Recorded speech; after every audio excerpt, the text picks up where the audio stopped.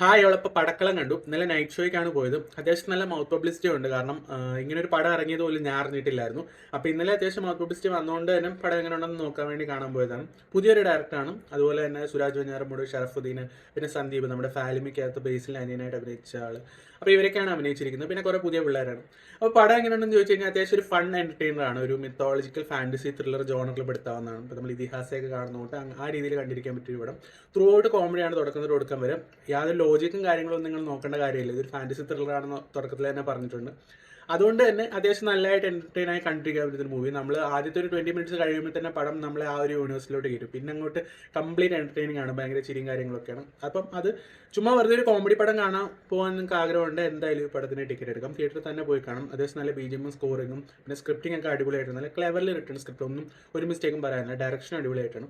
Overall മൊത്തത്തിൽ എനിക്ക് പടം നന്നായിട്ട് ഇഷ്ടപ്പെട്ടു. അപ്പം നിങ്ങളൊരു കോമഡി മൂവി കാണാൻ താല്പര്യപ്പെടുന്നുണ്ടെങ്കിൽ ഡെഫിനറ്റ് ആയിട്ട് തിയേറ്ററിൽ പോയി കാണാം.